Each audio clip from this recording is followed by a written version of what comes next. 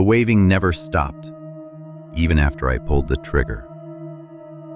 October 15th, 2012.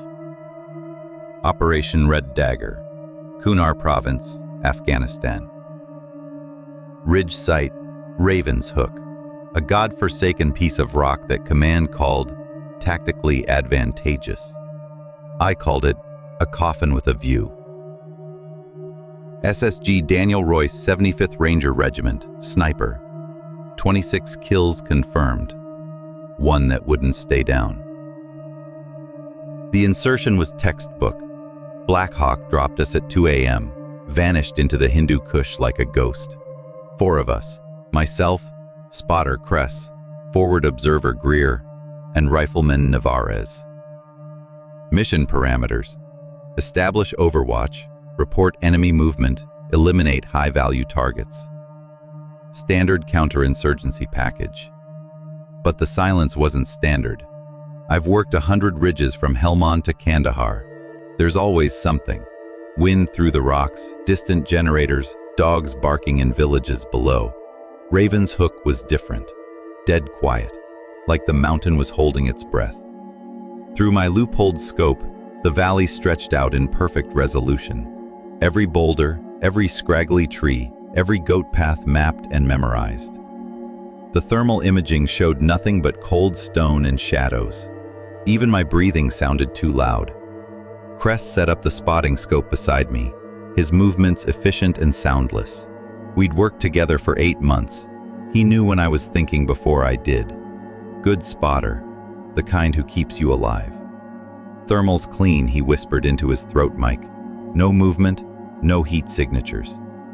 I adjusted my rifle's bipod, settling into the familiar weight of the Barrett M82. The 50 cal rounds gleamed dully in the moonlight, each one capable of punching through concrete at 1,500 meters.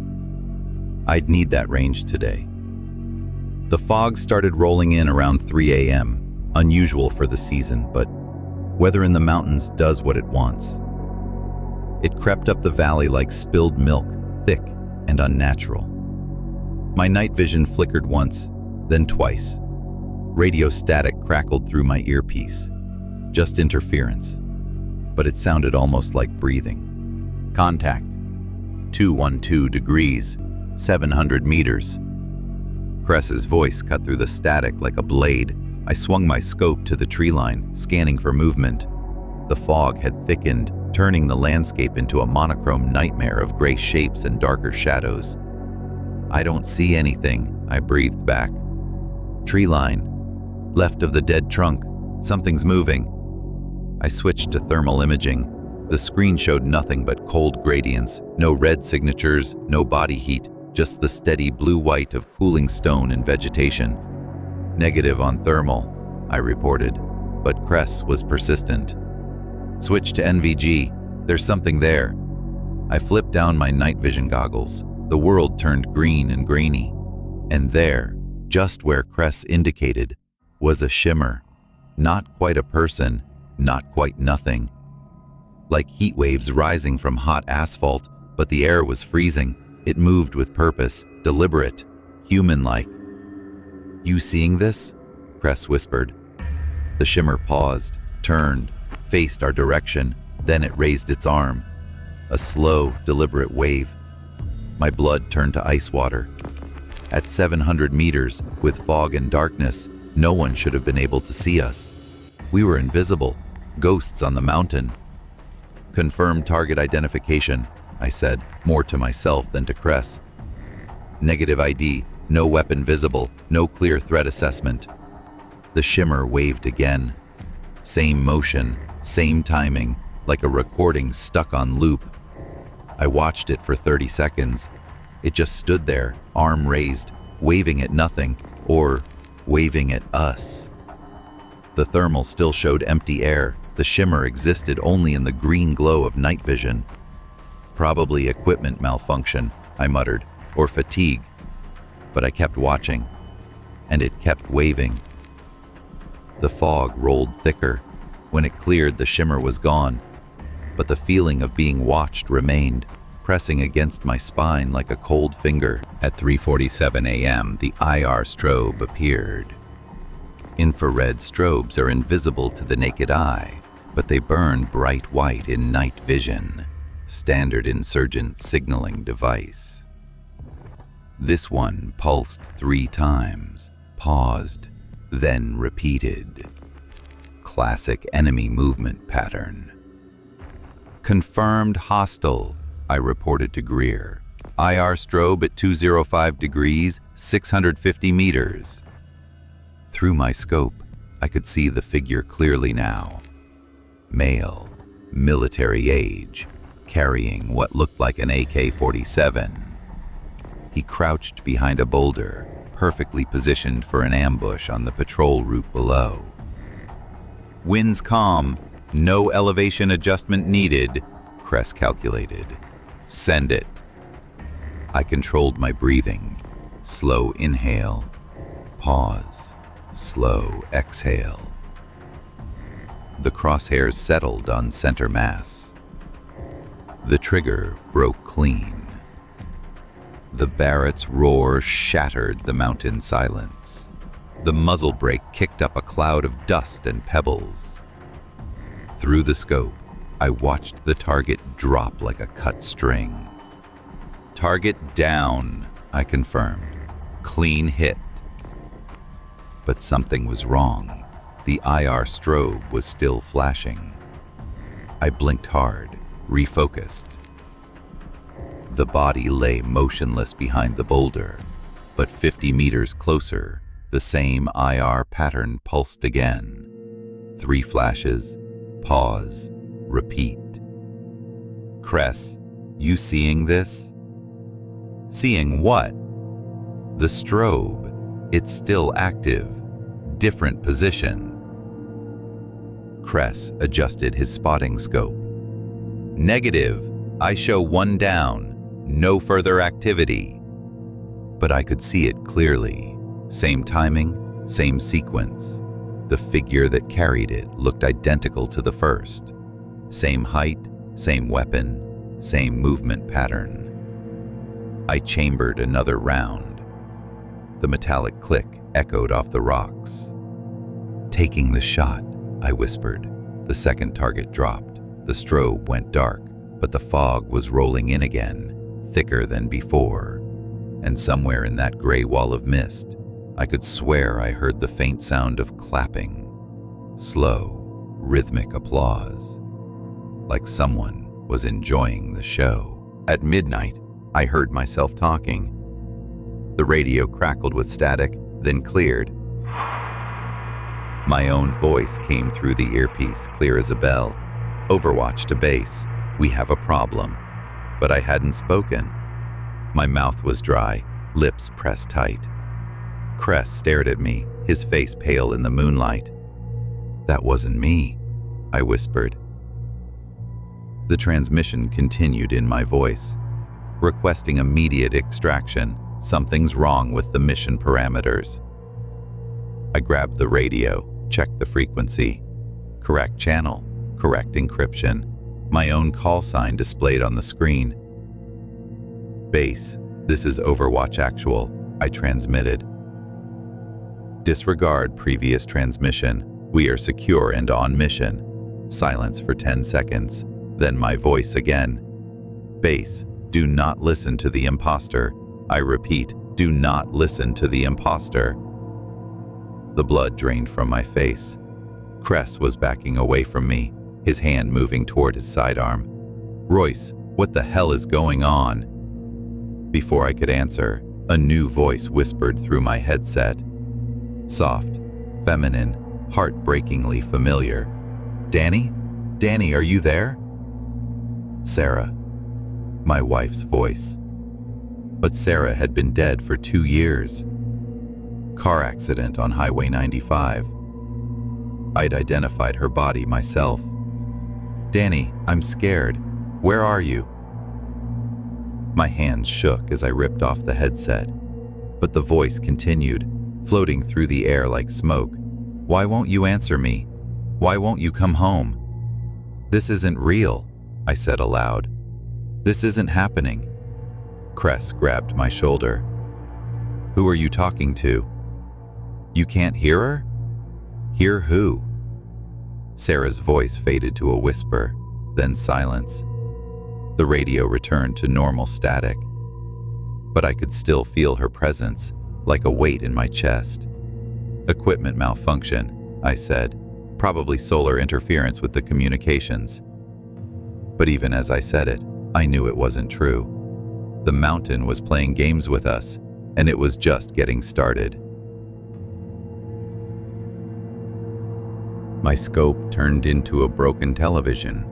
I was scanning the eastern approach when it happened.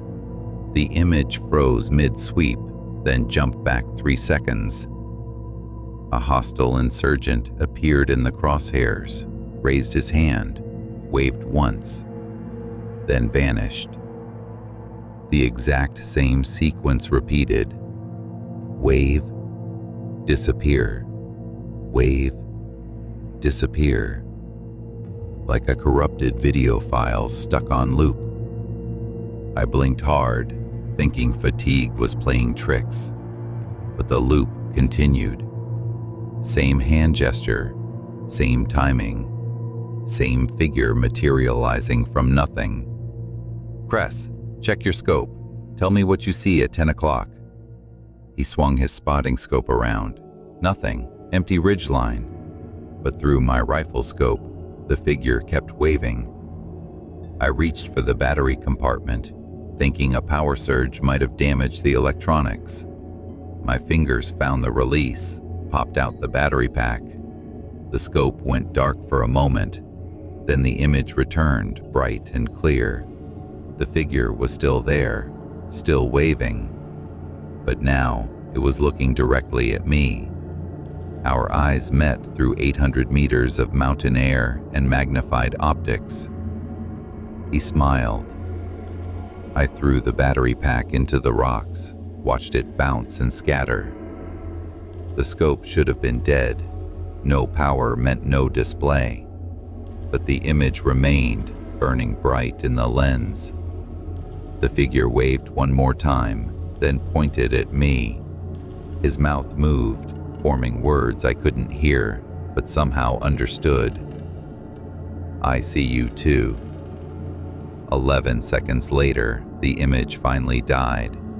The scope went dark, leaving only the smell of ozone and burnt electronics. I sat in the darkness, heart hammering against my ribs.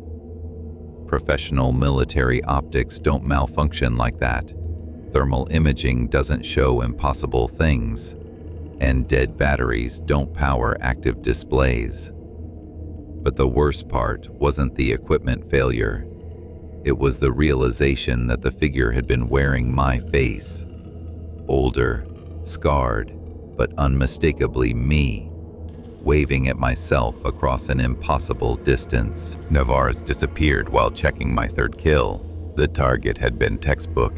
Insurgent with a PKM machine gun, dragging it toward a firing position. I'd put one round through his chest at 740 meters. Clean hit, no movement after impact. Navarez, go confirm the kill, I ordered. He moved out, M4 carbine ready, following proper approach protocols. I watched him through my scope as he advanced on the position. Slow, methodical, professional. He reached the location and stopped. Keyed his radio.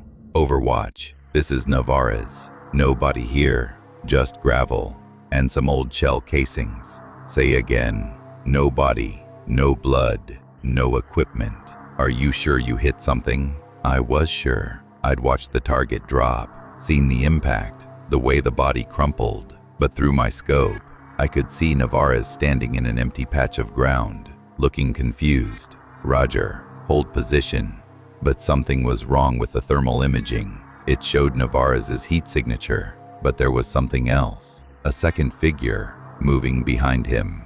Cold, almost invisible, but definitely there. Navarez, you've got movement behind you. Turn around. He spun, weapon raised, scanning the area. Negative, I don't see anything. The cold figure was reaching for him. I could see it clearly now. Tall, thin, wearing what looked like desert camouflage. Its face was a blur, features shifting like smoke. Navarez, get out of there. Now. His radio crackled. Roger, moving back too. The transmission cut off. Through my scope, I watched Navarez simply vanish. One moment he was there, the next just empty ground. 10 minutes of frantic searching revealed nothing. No body, no equipment, no sign he'd ever existed. Just the lingering smell of cordite and the growing certainty that something was hunting us, one by one. I was looking at my spotter, both of them. One sat beside me, adjusting his scope rings with practiced efficiency. The other stood 30 meters away, visible through my thermal imaging. Same height, same build, same slight limp from the Kandahar patrol where shrapnel had carved up his left leg. "Cress," I whispered to the one beside me. "Talk to me." "What do you need?" His voice was normal, calm. No indication he knew about his doppelganger standing in the rocks. I switched to thermal and focused on the distant figure. Perfect heat signature, body temperature exactly 98.6 degrees. Breathing pattern matched Cress's nervous habit of shallow breaths during long watches. "Cress, I need you to key your radio. 3 clicks. Click, click, click." The figure in the distance raised its radio at the same moment, same timing, same motion, but no clicks came through the comm system. "You see anything unusual out there?" I asked. "Negative, just rocks and shadows." But the distant Cress was looking directly at us now. It raised its hand and waved. Not the casual wave of recognition, but something else. A greeting that felt like a warning. "Cress, I need you to wave at me." "What? Just do it. Wave." The man beside me raised his hand awkwardly, a normal human gesture, clumsy and uncertain. But the distant figure waved with perfect military precision, a salute that transformed into a goodbye. Then it walked backward, never taking its eyes off us. Step by step, it moved toward the ridge edge. At the precipice, it stopped, turned, and stepped off into empty air. I swung my scope to the valley below. Nothing, no falling body, no impact, no sign anyone had ever been there. "What's wrong?" Cress asked. "You look like you've seen a ghost." Maybe I had, or maybe the ghost was sitting right next to me. The Morse code spelled out names. Forward observer Greer first noticed it around 2 a.m. Radio clicks cutting through the static in a rhythmic pattern. Not random interference, but deliberate communication. "Someone's trying to signal us," he reported. I listened through my headset. Click, click, click. Long pause. Click, click, click. The pattern repeated, over and over. "Can you decode it?" Greer had trained in communications before transferring to artillery. His pencil scratched against paper as he worked out the sequence. After 10 minutes, he went pale. "It's spelling names," he whispered. "M-A-R-K, K-R-E-S-S. That's us." The clicks continued.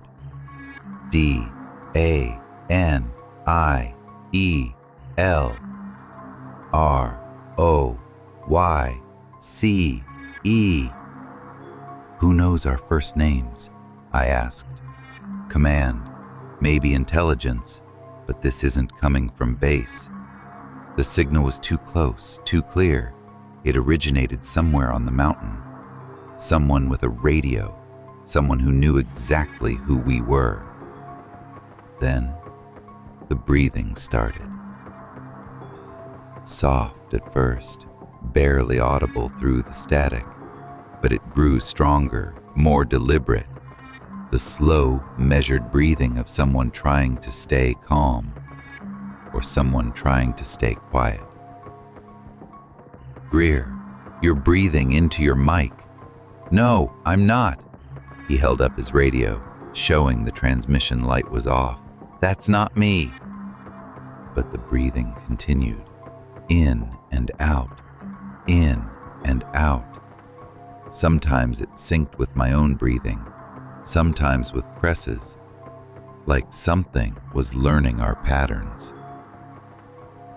"Turn off your radios," I ordered. "All of them."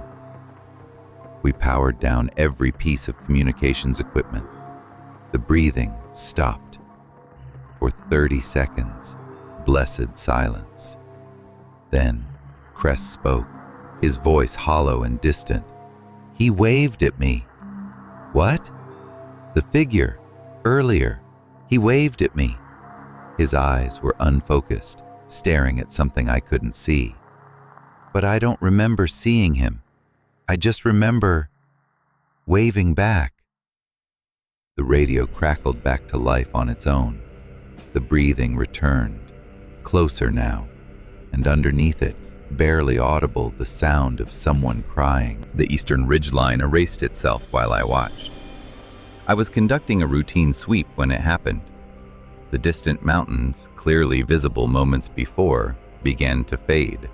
Not from fog or weather, but like someone was erasing them with a giant eraser.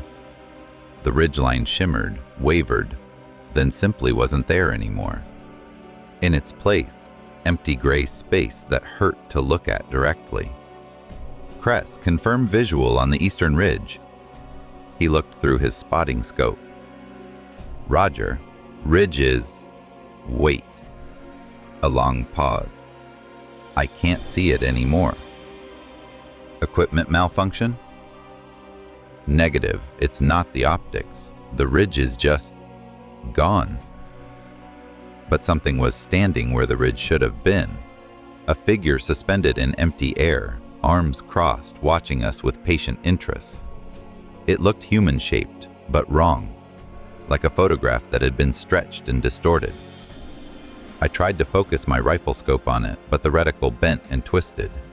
The crosshairs curved like they were made of liquid. The ranging system flickered between readings: 500 meters, 50 meters, 5,000 meters. Error. The figure raised its hand. Not a wave this time, but a gesture I recognized from basic training. Attention. The position soldiers assume when addressing a superior officer. Then it began to multiply. One figure became 2. 2 became 4. 4 became 8. All standing at attention in the empty space where the mountain should have been. All identical, all perfectly still. Fog rolled up from the valley, moving faster than physics should allow. It climbed the mountainside like spilled mercury, devouring everything in its path. The figure, all of them, remained visible through the gray wall. They raised their hands in unison, not saluting now, but pointing, all fingers aimed directly at me. The fog reached our position, the world turned white. And in that white void, I heard the sound of marching feet, coming closer. Navarez walked toward me with his own face, but it didn't fit right.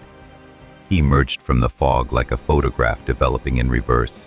Same desert camouflage, same M4 carbine, same eagle tattoo on his left forearm. Even the slight hunch to his shoulders from carrying too much gear for too many years. "Navarez, report," I called out. He stopped 20 meters away and smiled. It was his smile, the lopsided grin he'd flash whenever someone mentioned his hometown girlfriend. But the smile was too wide, stretching his face in ways that shouldn't be possible. "All clear, Sergeant," he said in his voice. "No hostiles detected." I keyed my radio. "Navarez, respond." His voice crackled through my earpiece. "Negative, Sergeant. I'm on rear security. Haven't moved from position." But he was standing right in front of me. I could see the scar on his chin from a childhood accident, the way his left eye twitched when he was nervous. Every detail perfect except for that impossible smile. "Navarez, what's your mother's name?" The figure tilted its head, considering. "Maria Elena Navarez, born in San Antonio, 1965, works at the elementary school, makes the best tamales in Texas." All correct. But the real Navarez was still responding over the radio. "Sergeant, why are you asking about my mother?" The thing wearing Navarez's face took a step closer. Its smile widened further, revealing too many teeth. Some were Navarez's, white and slightly crooked. Others belonged to someone else entirely. "Permission to approach, Sergeant?" I raised my rifle, centered the crosshairs on its chest. "Stand down. Do not move." It laughed with Navarra's voice, but someone else's timing. "You can't shoot me, Sergeant. I'm one of your men." My finger tightened on the trigger. The thing that looked like Navarra's began to walk forward, arms spread wide, still smiling that horrible smile. "I'm coming home," it said. The rifle kicked against my shoulder. The sound echoed across the ridge like thunder. Through my scope, I watched Cress drop. The bullet took him center mass, spinning him around before he hit the ground. His spotting scope clattered against the rocks. "Target down," I whispered automatically. But the real Cress was still beside me, staring in horror at where his doppelganger had fallen. "Jesus Christ, Royce, what did you do?" I worked the bolt, ejected the spent casing. The brass landed with a metallic ping. I shot the mimic, the one that was pretending to be you. "There was no mimic. You shot at empty air." I looked through my scope at the impact point. Cress's body should have been there, blood pooling beneath desert camouflage. Instead, I saw scattered gear. His helmet, his pack, his rifle, all arranged like someone had taken them off and walked away. But no body, no blood, no evidence anyone had ever been there. "I already fired there," I said, more to myself than to Cress. "I already took that shot." The memory was clear. Crosshairs on target, controlled breathing, clean trigger pull, the satisfaction of a perfect shot. But the target had been empty gear all along. "Royce, you're scaring me." I looked at Cress, the real Cress, and saw fear in his eyes. Fear of me. His hand rested on his sidearm, ready to draw. "How do I know you're real?" I asked. "Because I'm talking to you. Because I'm here." The other one talked to me too. It knew things, personal things. "What other one?" I pointed to the scattered gear. "The one I shot. The one that was wearing your face." Cress followed my gaze. "Royce, there's nothing there. Just rocks and shadows." But I could see the gear clearly. Helmet, pack, rifle, all arranged in perfect order, like someone had laid them out for inspection. Like someone was coming back for them. Greer's voice came through the radio as a World War II song. "Pack up your troubles in your old kit bag and smile, smile, smile." The melody drifted through the static, tinny and distant, but it was definitely Greer's voice, singing words from a war that ended before his grandfather was born. "Greer, respond," I transmitted. The song continued. "While you've a Lucifer to light your fag, smile, boys, that's the style." I looked around the ridge. Greer was gone. His position was empty. His equipment scattered. The radio kept singing in his voice, but the man himself had vanished. "What's the matter with you all?" the radio sang. "Pack up your troubles." I followed a trail of dark spots leading away from Greer's position. At first, I thought it was water. But water doesn't leave sticky residue. Water doesn't smell like copper and fear. Blood. Fresh blood. Still warm in the cold mountain air. The trail led to the edge of the ridge, then stopped. I looked down into the valley. Nothing. No body. No evidence of a fall. Just the blood trail ending at empty air.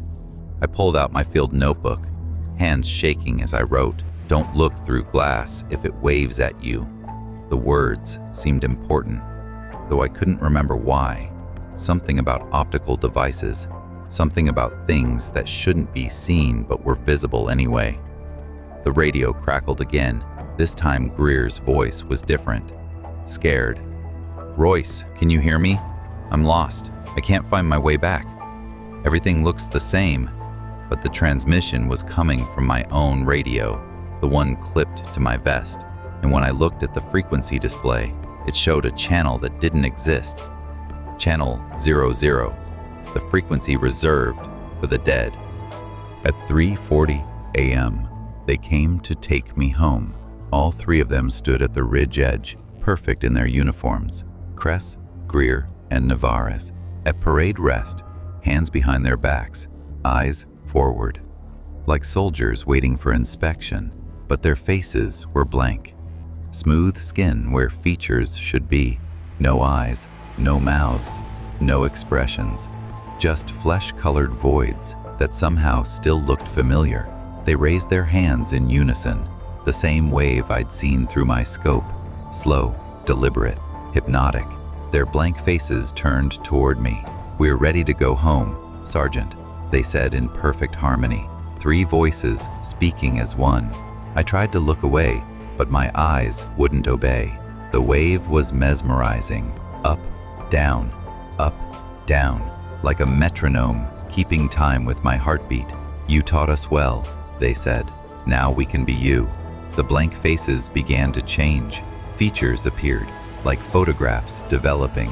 My eyes, my nose, my mouth, 3 versions of myself, all waving in perfect synchronization. "We learned by watching," they explained. "Every movement, every expression, every thought. We know how to be Daniel Royce now." I tried to speak, but my voice came out as a whisper. "You're not real. We're as real as you made us," they replied. "Every time you looked through glass, we became more solid. Every time you pulled the trigger, we became more human." The 3 figures of myself stepped forward. Their movements were identical, mirror images of each other. They moved like me, breathed like me, carried themselves with my exact posture and gait. "It's time to go home, Daniel," they said. "We'll take good care of your life." Behind them, the ridge began to crumble. Reality peeled away, like old paint, revealing something vast and hungry underneath. The last thing I saw, before the darkness took me, was my own face, smiling back at me with empty eyes. "Daniel!" My own voice called my name from the darkness. Not an echo, not a memory, but my actual voice speaking words I hadn't said. I spun around, rifle raised, scanning for targets. The ridge was empty, just rocks and shadows and the lingering smell of gunpowder. "Daniel, look at me." The voice came from everywhere and nowhere. I pulled the trigger, firing into the darkness. The muzzle flash lit up the ridge for a split second, revealing nothing but empty air. The recoil knocked my scope loose. It clattered against the rocks, the lens cracking in spiderwebs of fractured glass. I tried to work the bolt, but the action was jammed. The rifle was dead weight in my hands. "You can't shoot yourself, Daniel," my voice said. "That's not how this works." Static bled through my headset. Not radio static, but the sound of something breathing. Deep, measured breaths that matched my own terrified panting. I ripped off the headset, threw it into the rocks. But the breathing continued, filling the air around me. My own breathing, but delayed by half a second, like an echo that came before the sound. "We're all here now," my voice said. "All the versions of you. The one who missed his first shot. The one who never came home. The one who died in the car with Sarah." The scope's cracked lens reflected my face in 1,000 fragments. Each piece showed a different version of me. Different ages, different scars, different expressions. All of them reaching toward the surface of the broken glass. "Time to join us," they said in unison. The last thing I heard was my own voice, singing a lullaby Sarah used to hum. The melody wrapped around me like a blanket, pulling me down into the darkness where all the other versions of myself were waiting. The QRF found me at dawn, collapsed beside a rifle that had been cold for hours. I don't remember them arriving. Don't remember the evacuation. The first clear memory is waking up in a field hospital, staring at white canvas and the concerned face of a medic who kept asking my name. "SSG Daniel Royce," I said. "75th Rangers." But the words felt strange in my mouth, like I was reading from a script.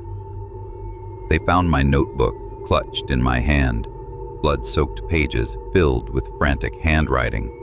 Most of it was illegible, but one line stood out clearly. It needed me to look.